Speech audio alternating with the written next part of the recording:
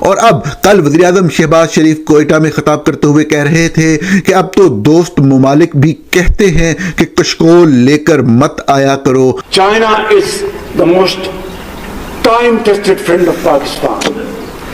Saudi Arabia is one of the most reliable, trustworthy friend of Pakistan, and so are others. Turkey, Qatar, UAE. They no more expect that we go there with a begging bowl. अच्छा, आप ये देखें, कश्मीर पर Saudi खामोशी है, ठीक है, उसके ऊपर वो कोई बात नहीं की, कोई स्टेटमेंट नहीं। अच्छा, इन्होंने पानी के ऊपर जो जारियत की उसके ऊपर कोई खामोशी। ओआईसी के फोरम पर भारत को मदऊ करना, मुझे अंदाजा बताइए कि भारत का उसमें क्या काम है ओआईसी के अंदर, लेकिन भारत को माना गया और हमारी स्टेटमेंट नहीं ली गई और भारत को एक्सेप्टेंस दी गई। और टर्की ने पाकिस्तान का साथ दिया, हर तरीके से, भरपूर तरीके से पाकिस्तान का साथ दिया है टर्की ने इस इंडिया पाकिस्तान की जंग के अंदर। दोस्तों, टर्की की तो हमारी नजरों में कोई रेलिवेंस है ही नहीं है। टर्की वैसे इतनी महंगाई है वहाँ पे, वैसे भारतीयों ने इतना बाइकआउट कर दिया, उसकी हालत खराब कर दिया। हमारी नज़र में रेलिवेंस थी ये जो सऊदी अरब है, यूएई है, कतर है, क्योंकि ये पाकिस्तान को बहुत पैसा देते थे। लेकिन अब देख लीजिए, पाकिस्तान को ये कुछ नहीं मदद कर रहे हैं। अब ये पाकिस्तान भारत के खिलाफ कुछ नहीं बोलते हैं। ले दे के पाकिस्तान के सिर्फ 3 दोस्त रह गए हैं, टर्की, अजरबैजान और चीन। अजरबैजान और टर्की को तो हमको समझते नहीं, रह गया है चीन। अब चीन ने भी इनको पैसे देने से मना कर दिया है कि भैया मैं तुम्हारे को कुछ देगा। तो ये हालत कर दी है मोदी जी ने पाकिस्तान की। पाकिस्तान को ओआईसी से भी ज़्यादा अब पाकिस्तान को भारत को लोग पसंद कर रहे हैं कि ओआईसी में इनको लाया जाए। अब सोचिए कितनी बड़ी बात है ये। धीरे धीरे दोस्तों पाकिस्तान को भारत इतना अकेला कर देगा, मोदी जी इतना कर देंगे कि ये भीख मांगेंगे और इनको भीख नहीं मिलेगी। कमेंट्स कीजिएगा, वीडियो को लाइक और चैनल सब्सक्राइब जरूर कीजिए। इक़्तिदार पर काबिज होने के 3 साल से ज़ायद अरसा गुजर जाने के बाद भी ये लोग ये हमें बता रहे हैं कि चाइना हमारा बेहतरीन दोस्त है, सऊदी अरब हमारा बड़ा ट्रस्टवर्दी फ्रेंड है, तुर्की, कतर और यूएई भी हमारे बेहतरीन दोस्त हैं। मगर यही दोस्त अब हमसे एक्सपेक्ट नहीं करते कि हम वहाँ पर जो है एक बैगिंग बाउल का लफ्ज़ इस्तेमाल किया, यानी कि कशकोल उठाकर उनके पास जाते रहें। आज के दिन भी यही सूरत हाल है। बात सिर्फ इतनी सी है, और जिस बात को समझने की ज़रूरत है कि कभी भी कोई माशरा, कोई भी सोसाइटी उस वक्त तक तरक्की नहीं कर सकती, आगे नहीं चल सकती जब तक वो आइन और कानून के मुताबिक ना चले। और आप जितनी मर्जी रंग रोगन करके जो मर्जी झूठ और प्रोपेगेंडा फैला लें, हकीकत यही होती है कि आप अंदर ही अंदर कैंसर ज़दा होते हैं, आप ख़त्म हो रहे होते हैं। सिर्फ मीडिया के एक हिस्से पर कब्जा करके लोगों को ये तासुर दे रहे होते हैं कि ऐसी कोई बात नहीं। ये बहुत ही खौफनाक और ख़तरनाक सूरत हाल है। इस सूरत हाल में पाकिस्तान का आगे चलना किसी भी तौर पर मुमकिन हमें नज़र नहीं आता। अपने मुंह से ये लोग इतराफ़ कर रहे हैं कि मुल्क की जो मुआशी सूरत हाल है और जो मामलात हैं वो किस तरफ जा रहे हैं, किस तरफ गामज़न हैं, मामलात मुकम्मल तबाही की तरफ हैं। इस वक्त एक मरतबा फिर से जो हम हज़ारों अरब का बजट देते हैं डिफेंस का, आपने देख लिया कि जब भारत ने हमला किया, हम उसके जवाब में एक मिसाइल भी भारत के मेन लैंड पे फायर नहीं कर सके। हम भारत की किसी भी एग्रेशन का जवाब नहीं दे सके। और अब आपके सामने वो बातें चल रही हैं कि इतने हज़ार जो है ना वो मज़ीद अरब चाहिए पाकिस्तान के दफा के लिए, बजट के लिए। और जब ये मामलात होंगे तो आपके सामने डेवलपमेंटल बजट क्या होगा, इकोनॉमी कैसे तरक्की करेगी। ये जो दोनों इंटेलिजेंस है, अब ये क्या कर रहे हैं, भारत और सऊदिया मिलकर दिफाई तरबियत, इंटेलिजेंस शेयरिंग और इंसदाद दहशतगर्दी। जबकि पाकिस्तान की अब जो है, जब से डॉक्टर इश्तियाक साहब आपके लिए आपकी खिदमत में अर्ज कर रहा हूं, जब से हमारे ताल्लुकात दिफाई लिहाज से चाइना के साथ बेहतरीन हुए, हमारी दहशतगर्दी में कमी आई। और टर्की ने पाकिस्तान का साथ दिया, हर तरीके से, भरपूर तरीके से पाकिस्तान का साथ दिया है टर्की ने इस इंडिया पाकिस्तान की जंग के अंदर। आम लोग पाकिस्तान है, जो रूलिंग क्लास हमारी है वो तो सारी बिकी हुई है, मैं तो ये समझता हूँ।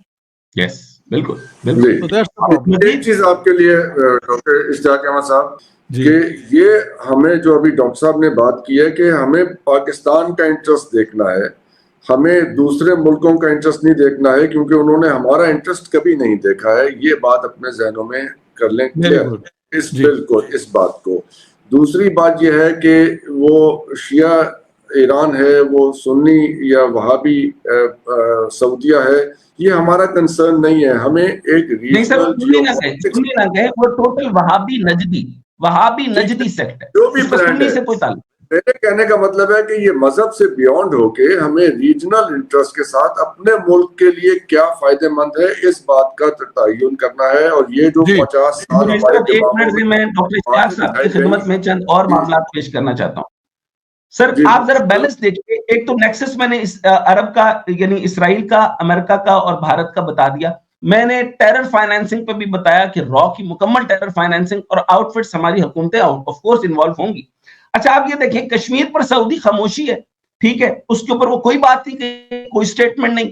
अच्छा इन्होंने पानी के ऊपर जो जारियत की उसके ऊपर कोई खामोशी। ओआईसी के फोरम पर भारत को मदऊ करना, मुझे अंदाजा बताइए कि भारत का उसमें क्या काम है ओआईसी के अंदर, लेकिन भारत को माना गया और हमारी स्टेटमेंट नहीं ली गई और भारत को एक्सेप्टेंस दी गई। इसी तरीके से ये सब जाहिर करता है कि सऊदी अरब पाकिस्तान के स्ट्रेटेजिक मुफादात के दिफा पर गैर संजीदा है। This is my the capsulated statement. Doctor Ishtiaq साहब जब आप फरमाएंगे मैं आपकी बात मानूंगा ऑफ कोर्स, लेकिन 2020 में शाह महमूद कुरैशी वाला वाकया जब हुआ था ओआईसी कश्मीर पर, तब भी उसको जो है वो बेहिस्सी का शिकवा किया, लेकिन उससे किसी ने नहीं सुना। लेकिन बेहिस्सी का शिकवा नहीं बनता, क्योंकि हमें पता है कि सऊदी क्या चाहता है। सऊदी सिर्फ अपना मुफाद अमेरिका के साथ देख रहा है और वो इस खित्ते के अंदर भारत जैसे अपने आपको चाइना के साथ लिंक नहीं कर रहा। सऊदिया बहुत नुकसान उठाएगा आने वाले वक्त के अंदर। इंडिया के पास किसी किस्म की अब में जो है वो मईशत बेहतरी की तरफ नहीं देख रहा। हम तो फिर डॉलर लूट लेंगे, हम तो फिर किसी ना किसी का आलाकार बन जाएंगे, हम तो फिर किसी ना किसी का, हम तो किराए के कातिल रहे हैं, हम तो पैसे खा लेंगे, हमारे पास तो पैसे नहीं देंगे। लेकिन इन्होंने जो यमन में किया सऊदी तनाज़ा, वो क्या था? यमन के साथ किस वजूहात की बुनियाद पर?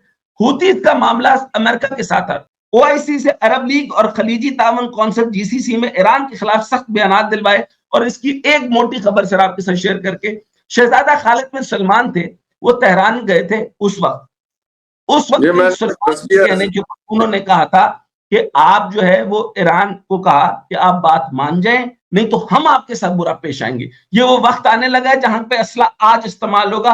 $100 बिलियन सर इसी तरह नहीं दिए जाते और बिलियन ऑफ द डॉलर का असला ऐसे नहीं खरीदा जाता। इंडिया ने, इंडिगो ने अपनी एयरलाइंस का जो एग्रीमेंट है, यानी टर्किश एयरलाइन और इंडिगो एयरलाइन, तो इंडिगो की तरफ से टर्किश एयरलाइन के साथ एग्रीमेंट एंड कर दिया गया है, कैंसिल कर दिया गया।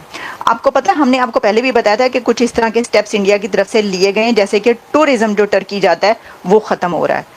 इंडिया के जो टूरिस्ट हैं, जो लोग हैं, वो अब टर्की नहीं जा रहे टूरिज्म के लिए, इस वजह से कि टर्की ने पाकिस्तान का साथ दिया इस जंग में। तो ऐसे ही अब इंडिगो ने अपना एग्रीमेंट टर्किश एयरलाइन के साथ ख़त्म कर दिया। अच्छा, अब इसके अंदर यह है कि एग्रीमेंट टर्मिनेट हुआ तो ये कहा गया इंडिगो की तरफ से कि उनके जो जहाज़ मेंटेनेंस के लिए टर्किश एयरलाइंस के पास जाते हैं, अब वो मेंटेनेंस के लिए टर्किश एयरलाइन के पास नहीं जाएंगे, बल्कि वो इसके लिए दूसरे कंट्रीज़ की दूसरी एयरलाइंस के पास भेजेंगे। तो टर्की को काफ़ी ज़्यादा नुकसान होगा इसका, क्योंकि देखें इंडिया की तो आपको पता है ट्रैवल कितना ज़्यादा है और कितना अग्रेसिव ट्रैवल लोग वहाँ पे करते भी हैं, वहाँ से जाते हैं, वहाँ से आते हैं, ये तो चलता रहता है बहुत ज़्यादा। इंडिया का टूरिज़्म भी बहुत ज़्यादा है और वैसे आपको पता है कि कितना जो है वहाँ पे एक्टिविटी रहती है, पॉलिटिक्स की, कॉन्फ्रेंसेस वगैरह वगैरह। तो उसके अंदर अब वो जो जहाज़ जाया करते थे मेंटेनेंस के लिए, वो भी नहीं जाएंगे टर्की के पास। तो टर्की ने कोई तरला मिनता किया है या कोई मेरा ख्याल है रिक्वेस्ट किया है